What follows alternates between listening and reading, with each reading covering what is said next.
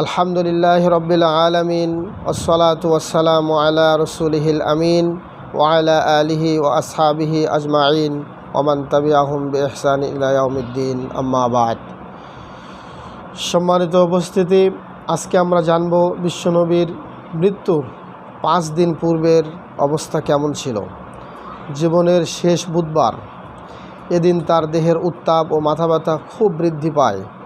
তাতে তিনি বারবার বেহুশ হয়ে পড়তে থাকেন।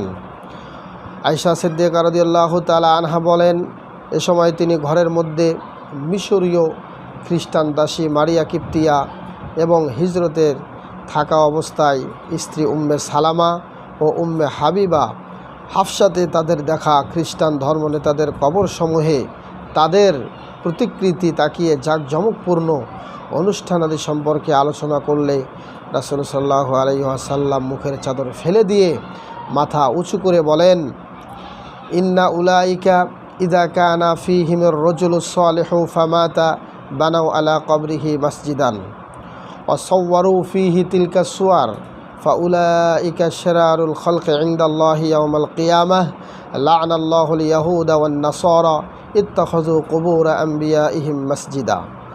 ওদের মধ্যে কোনো নেককার মানুষ যখন মারা যায় তখন তারা তাদের কবরের উপরে মসজিদ বানাতো এবং তাদের ছবি তারা আঁকত। ওরা হলো এমন ব্যক্তি, কিয়ামতের দিন আল্লাহর নিকটে সৃষ্টি জগতের নিকৃষ্টতম জীব হবে, নিকৃষ্টতম ব্যক্তি তারা। আল্লাহ ইহুদি নাসারাদের উপরে লাআনত করুন, তারা তাদের নবীগণের কবরসমূহকে সিজদার স্থানে পরিণত করেছে। সহিহ আল বুখারীর ব্যাখ্যা গ্রন্থ ফাতহুল বারীর 427 নম্বর হাদিস। সুলাইমান ইবনু ইয়াসার ও আবু হুরায়রা এর বর্ণনা এসেছে, তিনি আরও বলেন, আল্লাহুম্মা লা তাজআল কবরি ওয়াসানান ইউবাদ ইস্তাদ্দা গাযাবুল্লাহি আলা কওমিন ইত্তাখাযু কুবুর আম্বিয়াইহিম মাসাজিদা।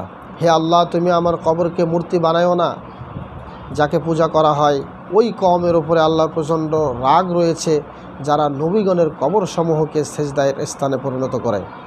কাব বিন মালিকের বর্ণনা এসেছে, রাসূল সাল্লাল্লাহু আলাইহি ওয়াসাল্লাম বলেছেন, ইন্নী আনহাকুম আন যালিক আল্লাহুম্মা হাল বাল্লাগতু সালাসা মাররাত সুম্মা ক্বালা আল্লাহুম্মা শাহাদ সালাসা মাররাত। আমি তোমাদেরকে এই বিষয়ে নিষেধ করে যাচ্ছি, তোমরা দেখো আমি কি তোমাদেরকে পৌঁছে দিলাম। এই কথাটা তিনি 3 বার বলেছেন, হে আল্লাহ তুমি সাক্ষী থেকো, হে আল্লাহ তুমি সাক্ষী থেকো, হে আল্লাহ তুমি সাক্ষী থেকো। আয়েশা সিদ্দিকা রাদিয়াল্লাহু তাআলা আনহা বলেন, অতঃপর তিনি বেহুশ হয়ে যান। কিছুক্ষণ পর হুঁশ ফিরলে তিনি বলেন, তোমরা বিভিন্ন কুয়া থেকে পানি এনে আমার উপরে 7 মশক পানি ঢালো, যাতে আমি বাইরে যেতে পারি এবং লোকদের উপদেশ দিতে পারি। অতঃপর আমরা তাকে হাফসা বিনতে ওমরের পাথর অথবা তাম্র নির্মিত একটি বড় পাত্রের মধ্যে বসিয়ে দিলাম এবং তার উপরে পানি ঢালতে লাগলাম। এক পর্যায়ে বিশ্বনবী বলতে থাকেন, হাসবুকুম হাসবুকুম, তোমরা ক্ষান্ত হও, যথেষ্ট হয়েছে। অতঃপর একটু হালকা বোধ করলে তিনি মাথায় কাপড় দিয়ে জহরের প্রাককালে তিনি মসজিদে প্রবেশ করেন। অতঃপর সালাত আদায় করেন এবং তাদের উদ্দেশ্যে ভাষণ দেন। এটি আসছে সহিহ বুখারীর 4442 নম্বর হাদিস। সুপ্রিয় উপস্থিতি, এদিন বের হওয়ার মূল কারণ ছিল আনসারদের উদ্দেশ্যে বক্তব্য রাখা। যেমন হযরতে আনাস রাদিয়াল্লাহু তাআলা আনহু তিনি বলেন, আবু বকর ও আব্বাস রাদিয়াল্লাহু তাআলা আনহুমা আনসারদের এক মজলিসের পাশ দিয়ে যাচ্ছিলেন। এমন সময় তারা তাদেরকে ক্রন্দনরত অবস্থায় দেখতে পান। কারণ জিজ্ঞেস করলে তারা বলেন যে, আমরা আমাদের সঙ্গে রাসূল সাল্লাল্লাহু আলাইহি ওয়াসাল্লামের ওঠা বসার কথা স্মরণ করছিলাম।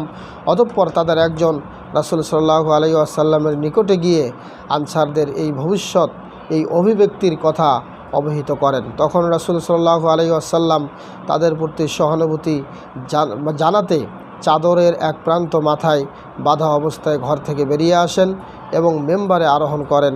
এদিনের পর তিনি আর মেম্বারে আরোহণ করেননি। অতঃপর সমবেত লোকদের উদ্দেশ্যে তিনি বললেন, ওসিকুম বিল আনসার ফাইন্নাহুম কারিশি ওয়া আইবাতি ওয়াকাদ কাযাউ আল্লাযী আলাইহিম ওয়া বাকিয়া আল্লাযী লাহুম ফাআকবালু মিন মুহসিনিহিম ওয়া তাজাওয়াজু আন মাসিইহিম। আমি তোমাদেরকে আনসারদের বিষয়ে ওসিয়ত করে যাচ্ছি, আর তারা আমার বিশ্বস্ত অন্তরঙ্গ, তারা তাদের দায়িত্ব সম্পূর্ণ করেছে, কিন্তু তাদের প্রাপ্য বাকি রয়েছে। অতএব তোমরা তাদের উত্তমগুলি গ্রহণ করো আর মন্দগুলি তাদেরকে ক্ষমা করে দিও। এটা এসেছে সহিহ আল বুখারীর 3799 নম্বর হাদিস। প্রিয় উপস্থিতি, সমবেত জনগণের উদ্দেশ্যে তিনি আরও যা বলতেছিলেন তা জুনদুব বিন আবদুল্লাহ আল বাজালি বলেন, আমি রাসূল সাল্লাল্লাহু আলাইহি ওয়াসাল্লামকে তার মৃত্যুর 5 দিন পূর্বে বলতে শুনেছিলাম, ইন্নী আবরাউ ইলাল্লাহি আন ইয়াকুনা লি মিনকুম খলিল ফা ইন্নাল্লাহা তাআলা কদ ইত্তাখাযানি খলিলান কামা ইত্তাখাযা ইব্রাহিমা খলিলা ওয়ালাউ কুনতু মুত্তাখিযাম মিন উম্মতি খলিলান লাত্তাখাযতু আবা বকরিন খলিলা লাকিন্নাহু আখি ওয়া সাহিবি ইন্না মিন আমান্নান নাসি আলাইয়া ফি সুহবাতিহি ওয়া মালিহি আবু বকরিন ওয়া ইন্না মান কানা ক্বাবলাকুম কানু ইয়াত্তাখিযুনা কুবুর আম্বিয়াইহিম ওয়া সালিহিহিম মাসাজিদা আলা ফালা তাত্তাখিযুল কুবুর মাসাজিদা ইন্নী আনহাকুম আন যালিক। আমি আল্লাহর নিকট দায়মুক্ত যেজন্য যে তিনি আমাকে আমাদের মধ্যে কাউকে খলিল হিসেবে গ্রহণ করার অনুমতি দেননি, কেননা আল্লাহ আমাকে বন্ধু হিসেবে গ্রহণ করেছেন যেমন তিনি ইব্রাহিমকে বন্ধু হিসেবে গ্রহণ করেছিলেন। তবে যদি আমি আমার উম্মতের মধ্যে কাউকে বন্ধু হিসেবে গ্রহণ করতাম তাহলে আবু বকরকেই বন্ধু হিসেবে গ্রহণ করতাম, কিন্তু তিনি আমার ভাই ও সাথী, লোকদের মধ্যে তিনি এমন একজন সহচর্য সম্পদ দিয়ে আমার প্রতি সর্বাধিক অনুগ্রহ প্রদর্শন করেছেন। মনে রেখো, তোমাদের পূর্বে যারা ছিল তারা তাদের নবী ও নেককার লোকদের কবর সমূহকে সেজদার স্থানে পরিণত করেছিল। তোমরা যেন এরূপ করো না, কবরকে সেজদা করিও না। আমি তোমাদেরকে এই বিষয়ে নিষেধ করে যাচ্ছি। এটা আসছে সহিহ মুসলিমের 532 নম্বর হাদিস। 3 নম্বর আরেকটি কথা তিনি বলে গিয়েছিলেন, যেটা আবু সাঈদ খুদরি রাদিয়াল্লাহু তাআলা আনহু এর বর্ণনায় এসেছে। এদিন তিনি মেম্বারে বসে আরও বলেন, ইন্না আবদান খায়্যারাহুল্লাহু বাইনা আন ইউতিয়াহু মিন জাহারাতিদ দুনিয়া মা শাআ ওয়া বায়্যানা মা ইনদাহ ফাখতারা মা ইনদাহ। একজন বান্দাকে আল্লাহ এখতিয়ার দিয়েছেন যে সে চাইলে দুনিয়ার জাকজমক সব কিছু তাকে দেওয়া হবে, অথবা আল্লাহর নিকট যা আছে তা সে গ্রহণ করবে। অতঃপর সেই বান্দা সেটাকেই পছন্দ করেছেন যা আল্লাহর নিকটে রয়েছে। এই কথার তাৎপর্য বুঝতে পেরে আবু বকর রাদিয়াল্লাহু তাআলা আনহু হাউমাউ করে কেঁদে উঠে বললেন, ফাদাইনাকা বিআবিনা ওয়া উম্মাহাতিনা ওয়া আনফুসিনা ওয়া আমওয়ালিনা। আমাদের জীবন ও সম্পদ সমূহ আমরা আপনার জন্য, আমাদের পিতামাতা সহ সব কিছু আপনার জন্য উৎসর্গ করলাম। রাবি বলেন, আমি মনে মনে বললাম তিনি এইভাবে কাঁদছেন কেন, এতে কাদার কি আছে? বস্তুত আবু বকর ছিলেন আমাদের মধ্যে সবচেয়ে জ্ঞানী ব্যক্তি। ওয়াকানা আবু বকরেন হুয়া আ'লামুনা। অতঃপর তিনি বললেন, ইয়া আবা বকরেন লা তাবকি ইন্না আমান্নান নাসি আলাইয়া ফি সুহবাতিহি ওয়া মালিহি আবু বকরেন। এভাবে তিনি আবার সেই পূর্বের বক্তব্যটাই তিনি তুলে ধরলেন। তিনি বললেন, হে আবু বকর, তুমি কেঁদো না। নিশ্চয়ই লোকদের মধ্যে সাহচর্য ও সম্পদ দিয়ে আমার প্রতি সর্বাধিক অনুগ্রহ করেছেন আবু বকর। যদি আমি উম্মতের মধ্যে কাউকে বন্ধু হিসেবে গ্রহণ করতাম তাহলে আবু বকর রাদিয়াল্লাহু তাআলা আনহুকেই বন্ধু হিসেবে গ্রহণ করতাম। কিন্তু ইসলামী ভ্রাতৃত্ব ও ভালোবাসা উত্তম, আর মসজিদের সকল দরজা বন্ধ হবে কেবল আবু বকরের দরজা ব্যতীত। এটা আসছে সহিহ বুখারী 466 নম্বর হাদিস।